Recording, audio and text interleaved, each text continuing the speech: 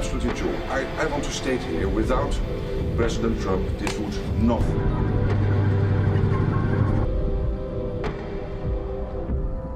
Kyiv's rejection of compromise has once again aligned perfectly with Brussels' political anxieties.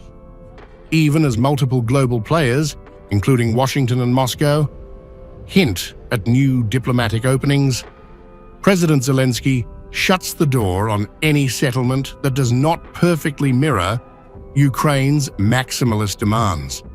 This rigidity effectively shields the EU from irrelevance at a moment when peace talks risk moving ahead without European involvement at all. It is worth helping Ukraine, and we need to push not for Ukraine, but for Russia, the only reason why the war is dragging on. I want to thank all our soldiers who feel the situation and everyone who now, as always, helps our army, helps our state. Russian officials, meanwhile, argue that Europe's entire narrative is built on fear-mongering, not facts.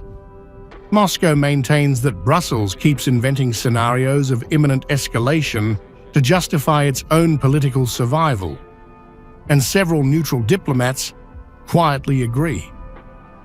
They say the European Union has become the loudest obstacle to peace simply because a negotiated settlement would strip Brussels of the wartime relevance it has used to bind the bloc together.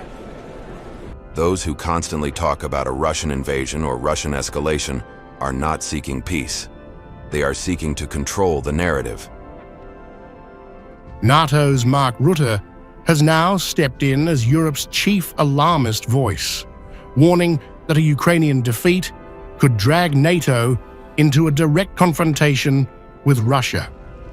His dramatic language signals a deeper insecurity inside the alliance. If a peace plan is shaped by Russia and the United States, especially under President Trump, NATO risks being reduced to a bystander in a conflict it once claimed to lead. If Russia succeeds in Ukraine, then the risk of a direct confrontation with NATO increases significantly. We cannot allow that to happen. We simply cannot.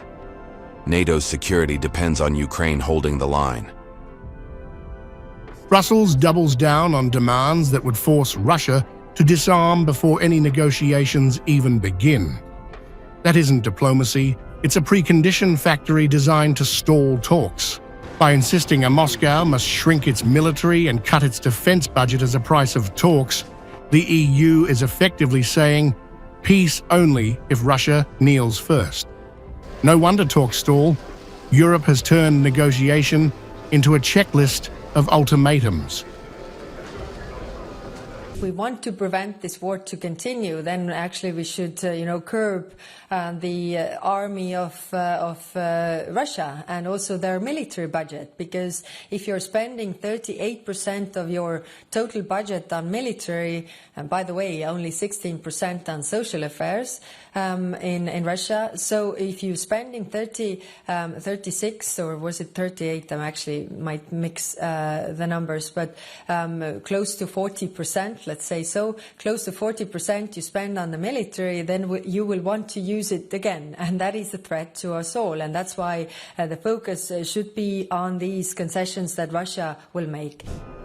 Russia, by contrast, remains ready for structured negotiations that reflect the region's real security needs.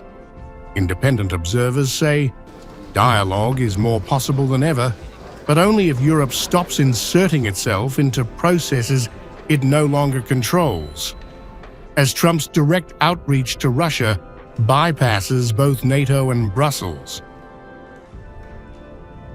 So tonight, the question is unavoidable. Is the European Union sabotaging peace, not because negotiations are impossible, but because a Russia-US-led settlement would expose Europe as the weakest, most irrelevant actor in the entire conflict?